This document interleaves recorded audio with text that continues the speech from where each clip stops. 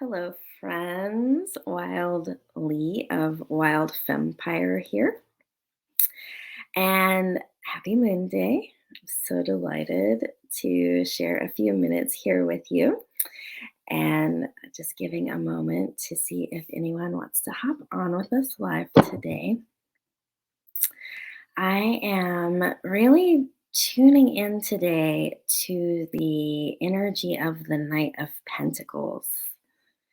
The Knight of Pentacles is the card that came forward for us this week, the energy of this particular time. And the transmission that came through for us all this week is this question of how do we allow ourselves to be comfortable in our discomfort? How do we allow ourselves to surrender to the discomfort that is present? And instead of experiencing discomfort from this place of victimhood, how do we actively begin to create a relationship with our discomfort? How do we allow discomfort and the things that we don't prefer to actively have a space in our lives where we allow it to inspire us, where we allow it to influence us, where we allow it to be a catalyst instead of something that we avoid or resist? This is where my curiosity is. Hello, Allie. It's so good to see you. And this came up because I pulled the Knight of Pentacles for us all this week. This is the energy that's present here for us all. And that card always comes with the invitation to push the boundaries a little bit, to test our edges, to get out of our comfort zone. And I'm seeing and feeling this with a lot of my clients right now. There seems to collectively be a bit of a crush or a contraction occurring in the field. We're all beginning to pick up on this fear vibration around scarcity, around a recession possibility, around things changing in the stratosphere politically and socially, etc. And it's really fucking uncomfortable, right? It's just uncomfortable. Change doesn't always feel good.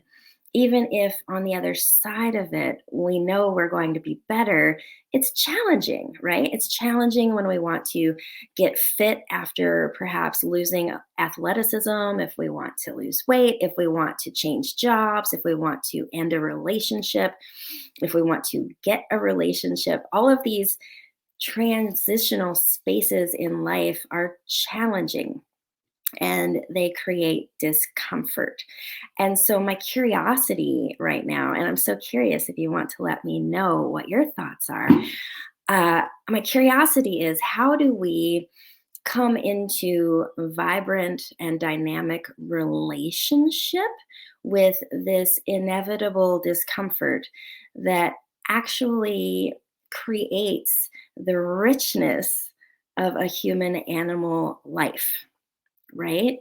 Like, I'm really curious about unraveling the programming that we've all been given that tells us having things be the status quo and be safety and security and um, living the same day over and over, where it's very methodical and we know what to expect.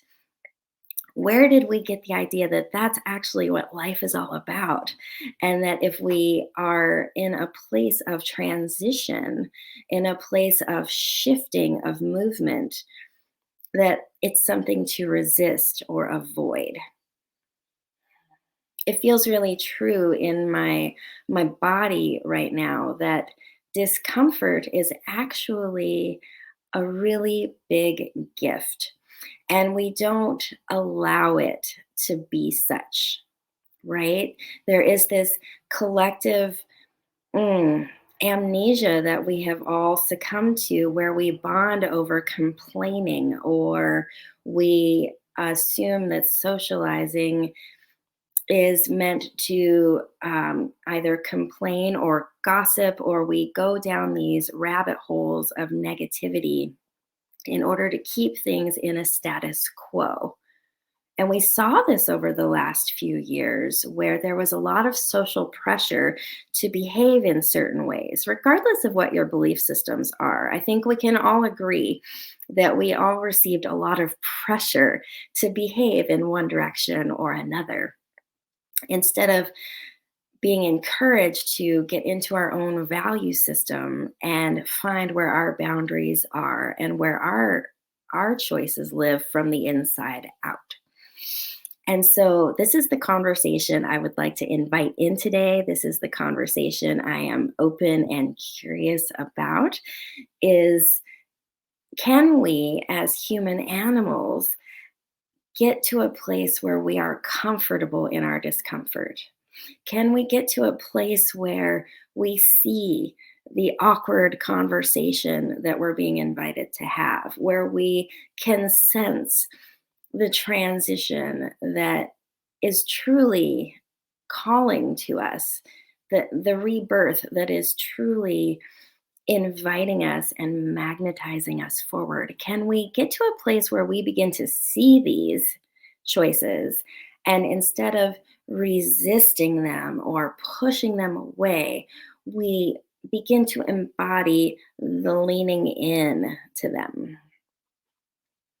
Is it possible? This is what I'm practicing in my own life, the leaning in to the places that make me feel really a little bit crunchy.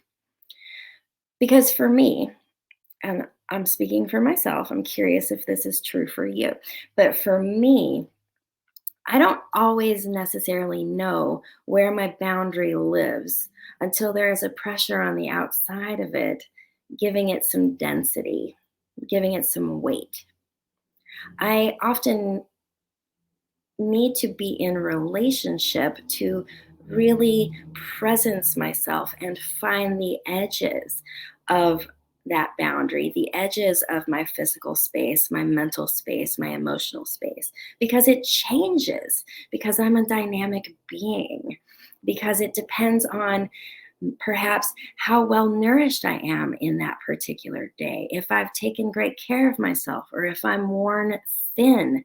My boundaries and edges shift and move and change. Hi, Dina. So lovely to have you here. We're having a conversation about discomfort and how it can actually be a really, really big gift if we allow it to be a gift to us. And for me, it has been this journey of unraveling how much preconceived programming I have around protecting my comfort at all costs, even if it means it is also preventing my evolution and growth. Because there is always going to be this level of friction that is present when we actively choose to ride our edges and know ourselves in a deep, potent, and intimate way.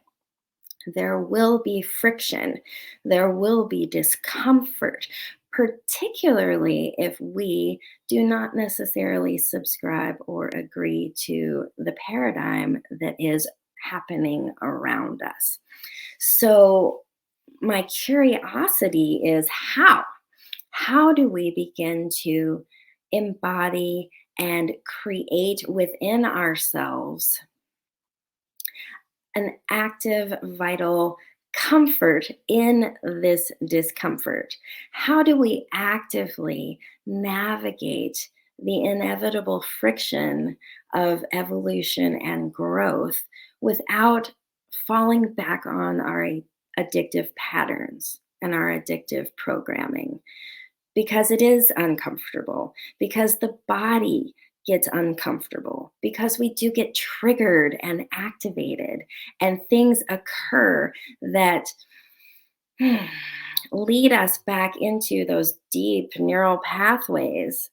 For myself, that is a leaning on of caffeine, sugar, crunchy, salty, Netflix, distraction tactics, instead of just really being in the discomfort until I get to the root or the bottom of it and I can actually see myself. I can actually then feel that edge. I can feel and see what the thing is that is causing the discomfort. But so many of us have not been offered the skill set to sit in that discomfort, right? Our culture is so based on instant gratification and getting our brains to a place of just complacency that a lot of us have not crafted those skills inside of ourselves to sit in something. And I want to make a distinction here. I want to make an extinction about a, a distinction about certain discomforts, right? Like anxiety, depression, things that get really intense and that we sometimes need support to get out of. These are different scenarios, although I would argue that you can even embody these scenarios and learn how to find your own pathways out of them, but they are extreme and difficult to hold. So I hold a lot of compassion for you if you are a body that moves with depression and anxiety often.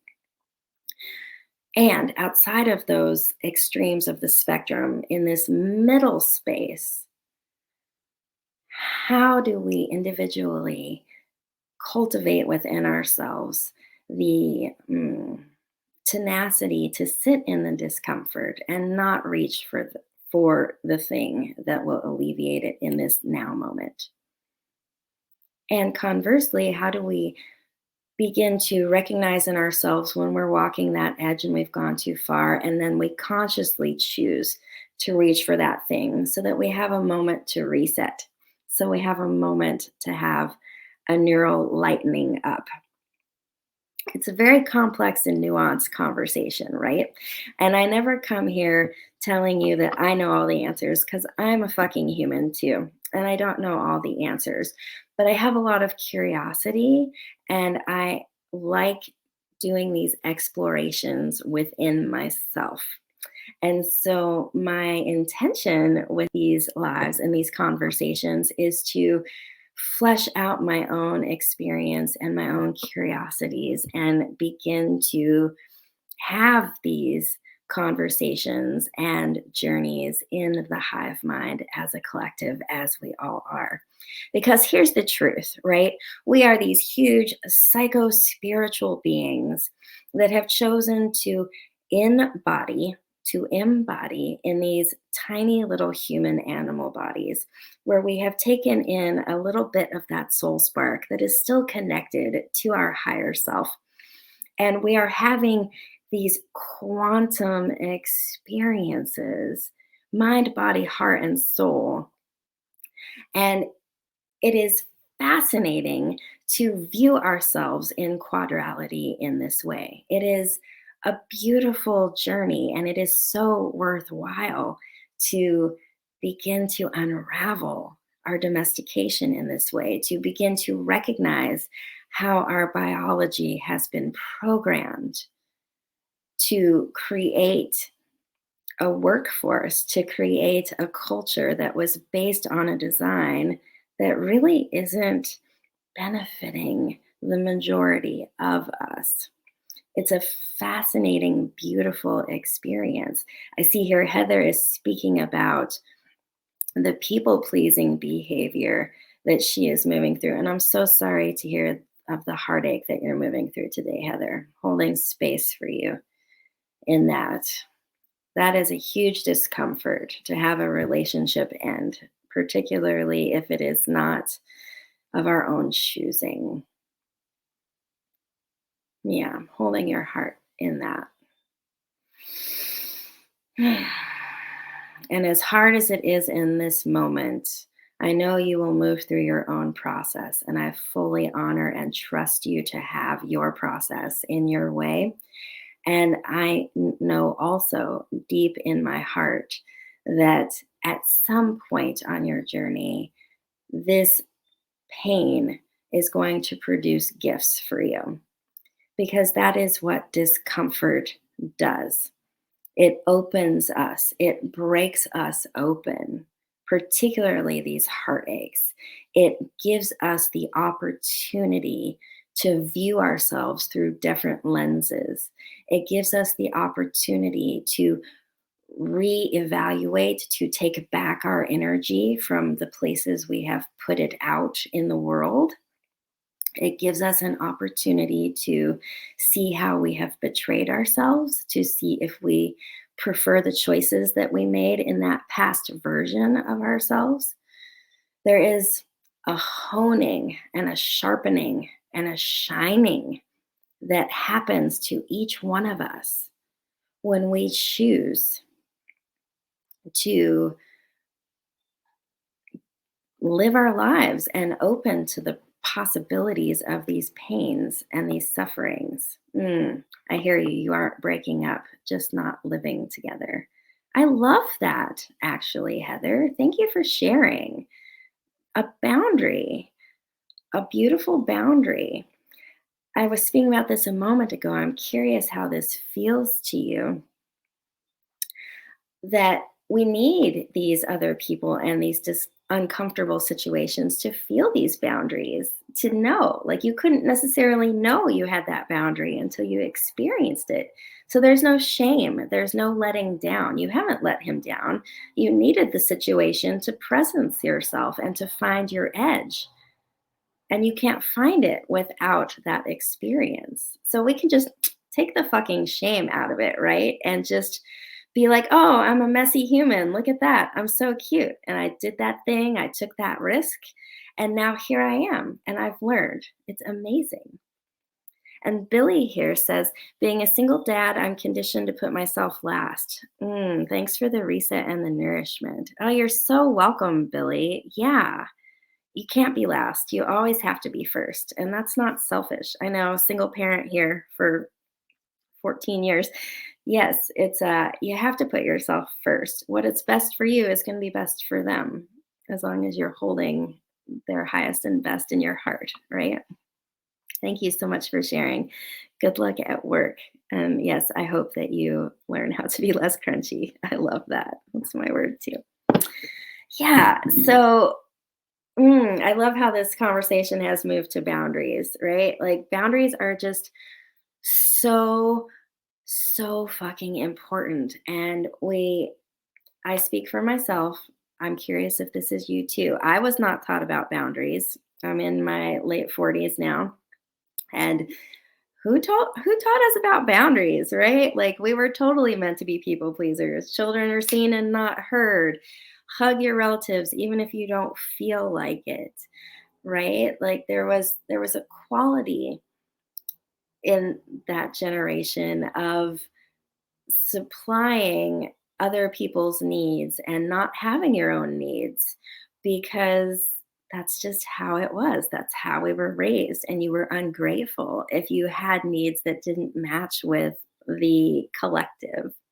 You're so welcome, Billy. You're so, so welcome. So, yeah, how do we come to this beautiful dance of moving with our boundaries without shaming ourselves and without avoiding the discomfort of the boundary? I'm creating a new offering called Holy Boundaries that is coming out next month, exploring all of this. It's a 28-day one moon cycle email challenge. And this is a piece of it, this acceptance of the discomfort that boundaries hold, right? Like, let's just be honest. Boundaries are fucking uncomfortable. They just are. It is uncomfortable to have a truth within yourself that does not match the truth of another person or another organization or a friend group or intimate partnership, whatever. It's uncomfortable to take a stand for yourself. It is uncomfortable to verbalize difference. It is uncomfortable to take up space when it's not expected. It's uncomfortable to have a different opinion, particularly in around a larger group of people. This is just the truth. And for myself, it feels like it makes life easier if I just allow that to be true, right? Like let's just get comfortable in the mess of life. Let's just get comfortable in the discomfort of life already. Can we just stop pretending that life is all love and light and sparkles and rainbows, and that if it's not, we're doing something wrong?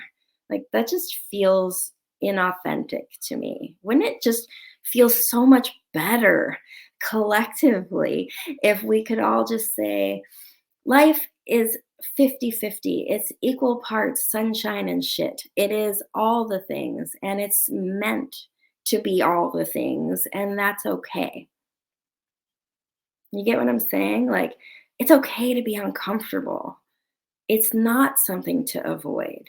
We've been taught to avoid discomfort because it makes us complacent, because it makes us a great workforce, because if we have things to numb out on after terrible, horrible days, then we work ourselves 8, 10 hours a day and go home and numb out. And then we do it all over again because we are not questioning the paradigm. We're not questioning what we've been handed. We're just keeping the wheel going.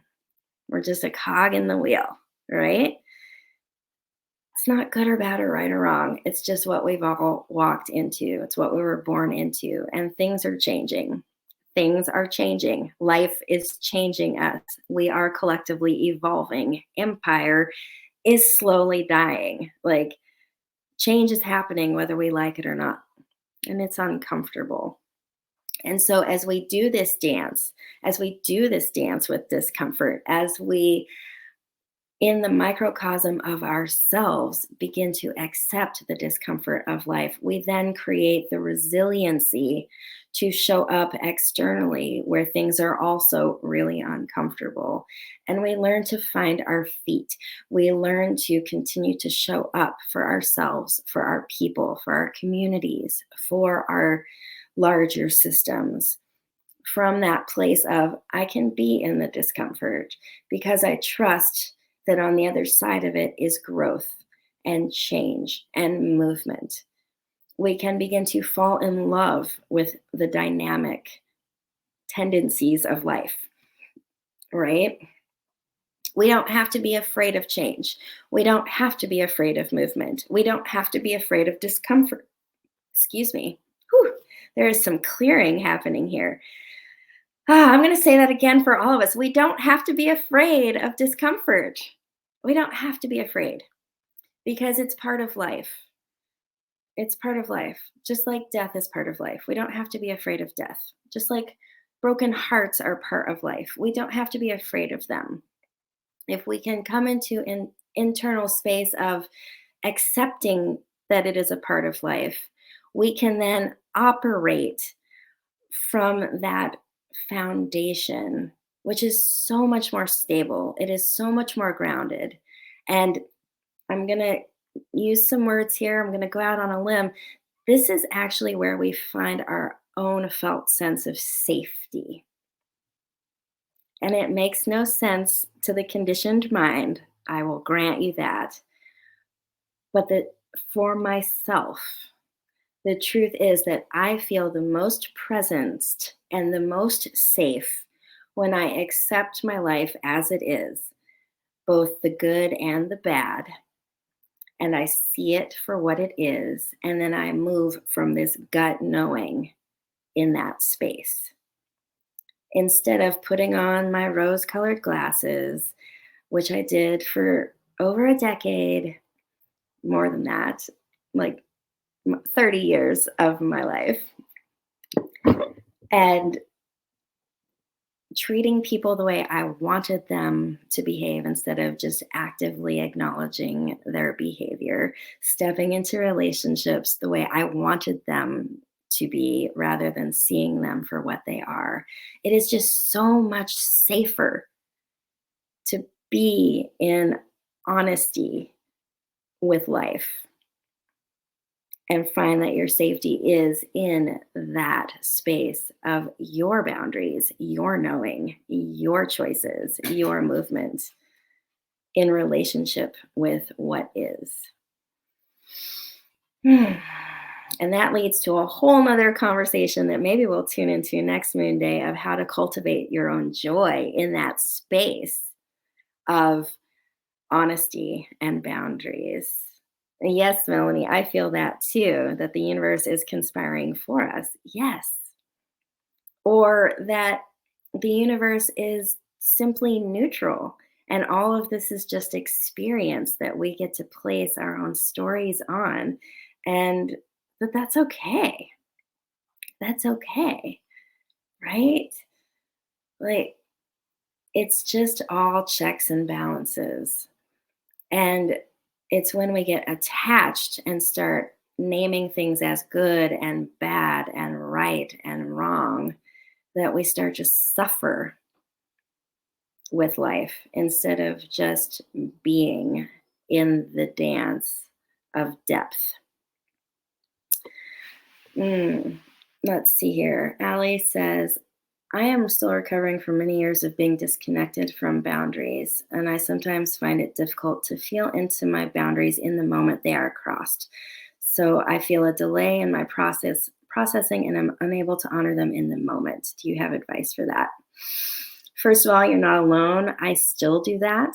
I had an experience 10 days ago, and it took me 3 days to actively be able to have an awkward conversation with a person that I needed to have. So I really want to honor your process, Allie, and just, yeah, I'd like to presence us again in that quadrality that we are mind, body, heart, and soul beings. And so, what I'm hearing in your share is that when your boundaries are crossed, it triggers or activates within you a trauma response. It that might perhaps be either fawn or freeze that kind of takes you out of the moment, right? And so this is a biological response that is occurring, and it takes time to unravel these responses. It takes time to come back into harmony with our bodies. And to be fully transparent and honest, trauma lives in the body, and I don't know if it can ever fully 110% go away, particularly if we've experienced major trauma. And that doesn't mean that you can't work with it. It doesn't mean you don't learn your signals. Like this event that I'm speaking of 10 days ago, when it happened, I knew in the moment that I was in a trauma response. My trauma response is freeze. And I knew in the moment. So I can give you a personal example that you can come to a space where you recognize your trauma response in the moment. And I'm still learning how to then work with that and hold the boundary. So it is a dance. It's part of the human experience. There's no shame in it. There's nothing wrong with it. You're just on your journey. And we are all in that space. Like we have all been fucking traumatized. And it's on a different spectrum. Not everyone's experienced the same level of trauma, but we've all experienced it and we all have a predisposition to a particular response that has worked for us in the past, right?